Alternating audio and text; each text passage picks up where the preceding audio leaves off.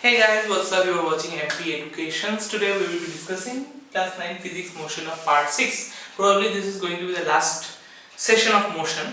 So we will be discussing some problems related to the graph. See, remember last class I have explained you how to deal with the graph. So if you haven't checked that, I will put the description here. So you just check it out once, okay? So we will be discussing today page number 32 of S-Churn, where a question is given related to graph. Okay?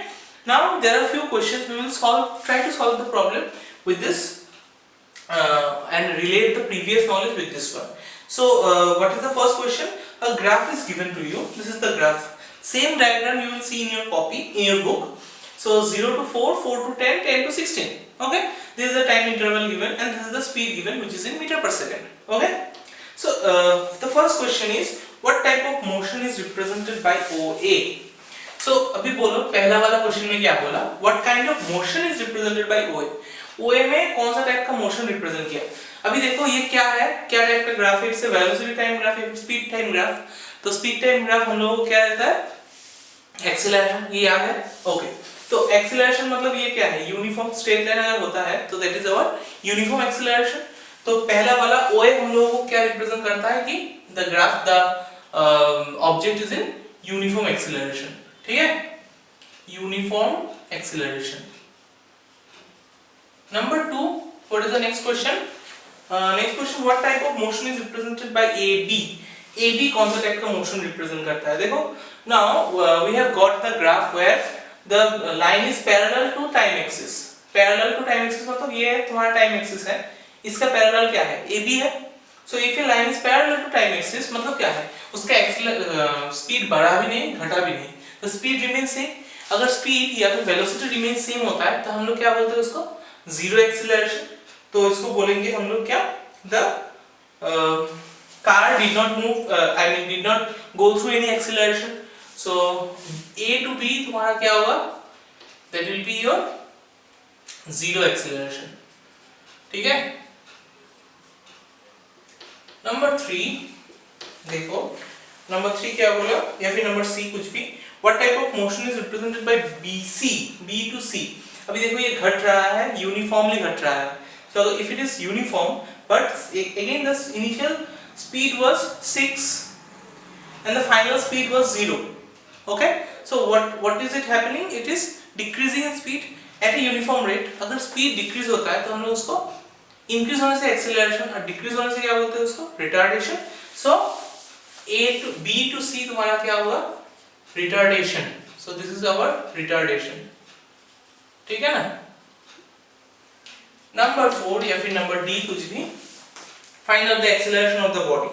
Now acceleration of the body तुम्हें निकालने के लिए there are 3 parts जहाँ पे तुम्हारा, देखो question number D पर कर रहे हैं ना हम लोग. हाँ, तो D निकालने के लिए हम लोगों को acceleration चाहिए. तो एक फॉर्मूला तो मैंने देना भूल गया तुमको. एक्सीलरेशन कैसे निकालते हैं, acceleration equals to slope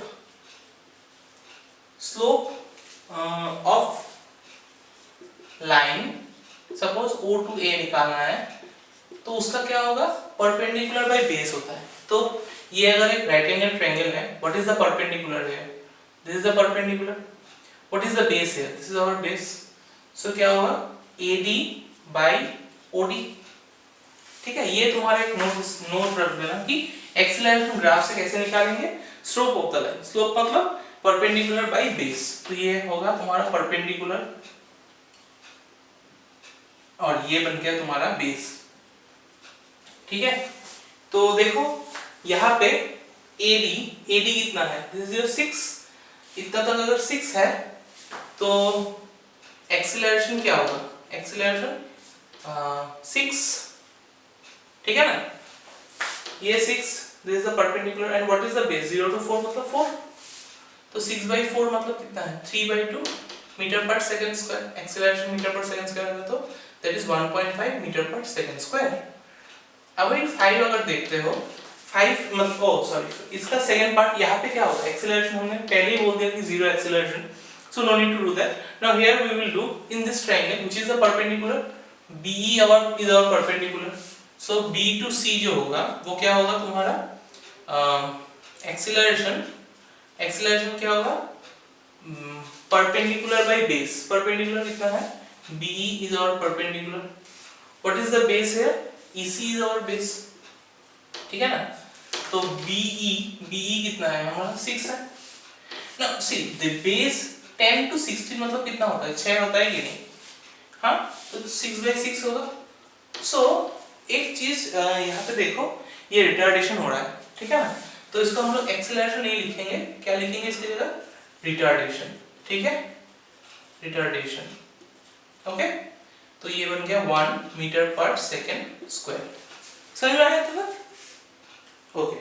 next क्या बोला, find out the distance travel by the body from A to B, A to B का डिस्टेंस निकालने दिया। सो हम लोगों को पता है कि डिस्टेंस या फिर डिस्प्लेसमेंट कैसे निकालते हैं, area under velocity time graph, area under velocity time graph, ठीक है, उसको क्या बोलते हैं हम लोग, डिस्टेंस या फिर डिस्प्लेसमेंट बोलते हैं।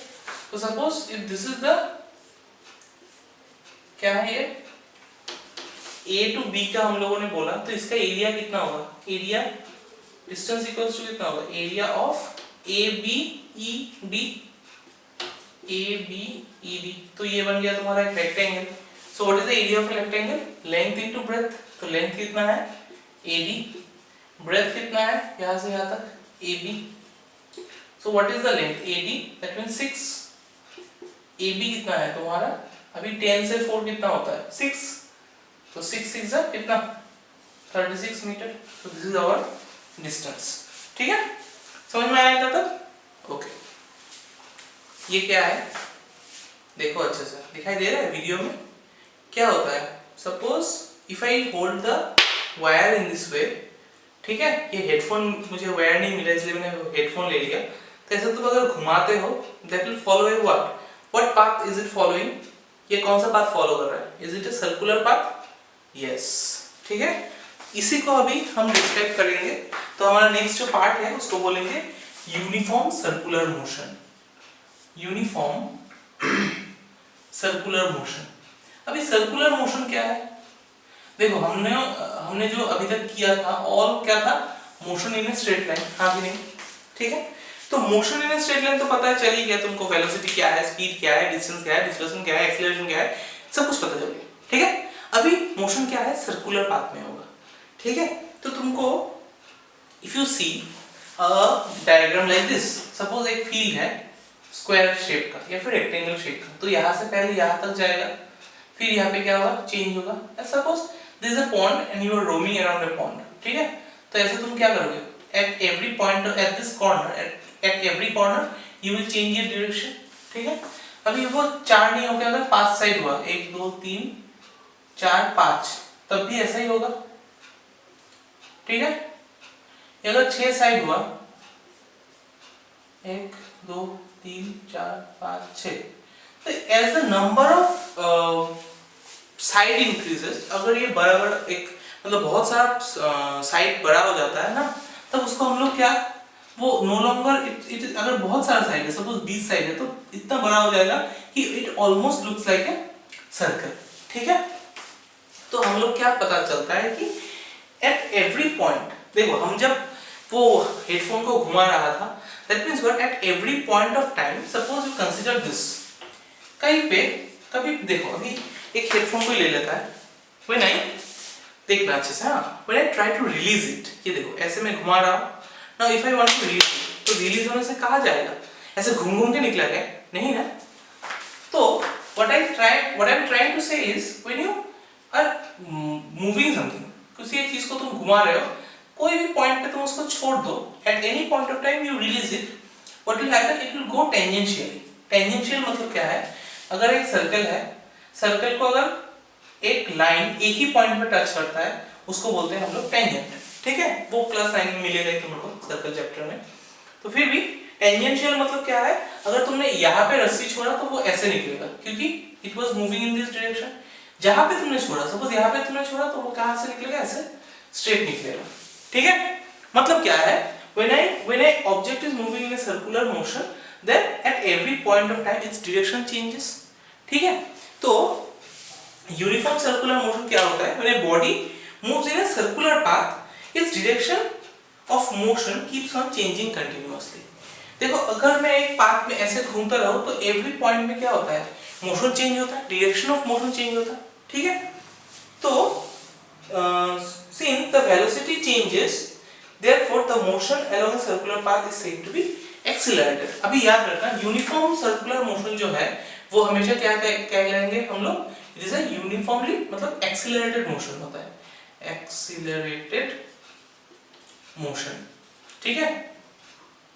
Accelerated motion, TION। क्यों बोलेंगे? देखो मैंने पहले क्या बोला था, if you want to change the velocity, तो वेलोसिटी इक्वल्स टू क्या था? पहले बताओ। वेलोसिटी इक्वल्स टू स्पीड के साथ हम लोग क्या जोड़ते हैं? डायरेक्शन को जोड़ते हैं, direction.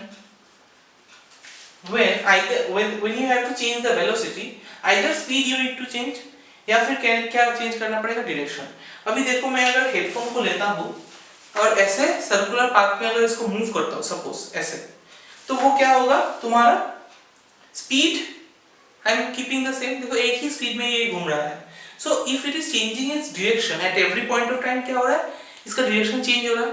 If the direction is changing, तो तुम क्या बोल सकते हो कि इसमें वेलोसिटी हुआ। अगर वेलोसिटी चेंज हो रहा है तो वेलोसिटी चेंज को हम लोग क्या बोलते हैं? एक्सीलरेशन। हम लोगों ने एक्सीलरेशन का डेफिनेशन क्या बोला था?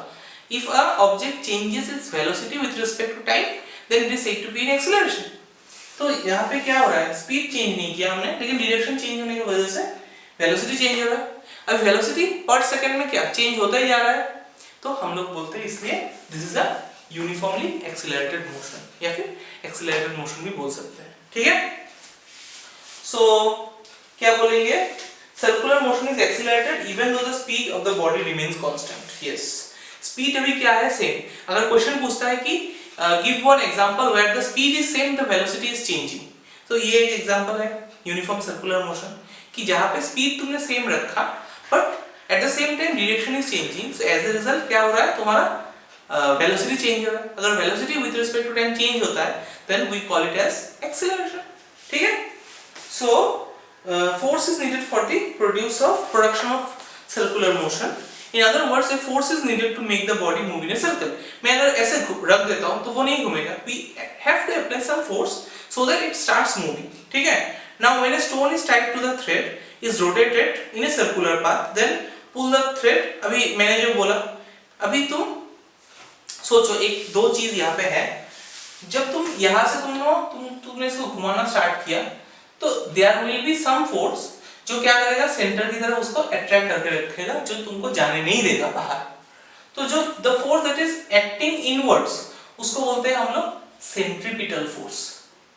सेंट्रीपिटल फोर्स, याद रखना वो फोर्स का नाम, ठीक है? समझ में आया था? अभी उसका एग्जांपल तुम देखो।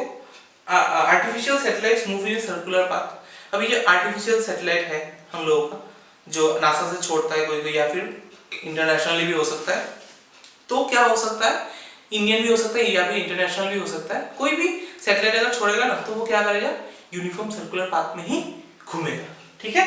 This is one example. और क्या बोल सकते हो? The moon is a natural satellite of earth. The moon is also revolving around the earth, तो वो भी क्या होगा? यूनिफॉर्म सर्कुलर मोशन होगा, ठीक है? एक एथलीट है जो रनर है सपोज, वो क्या करता है? फील्ड के चारों तरफ घूमता है। सो when he was running, that means what? Its direction is constantly changing. So वो भी यूनिफॉर्म सर्कुलर मोशन ही बोलेंगे। फिर हम लोगों का जो घड़ी होता है, घड़ी उसमें क्या होता है? Tip of the second hand वो कंटिन्यूअसली क्या होता है? चेंज होता है। So that is a good example of uniform circular motion, ठीक है? समझ में आया था? ओके, अभी देखो इसका हम लोग क्या पढ़ेंगे? प्रॉपर एक्चुअल जो डेफिनेशन जो एग्जाम में आने से लिखना है उसका, और रिप्रेजेंटेशन कैसे करते हैं देखो। तो क्या लिखोगे? What is uniform circular motion? देखो, when a body is moving in a circular path, suppose क्या लिखेंगे? व्हेन अ बॉडी, लिख लो, is moving in a circular path. Suppose एक बॉडी मूव कर रहा है कैसे? सर्कुलर पाथ पे, देन क्या होगा? Circular path with a uniform speed या फिर constant speed with a constant speed, ठीक है ना, then the motion is said to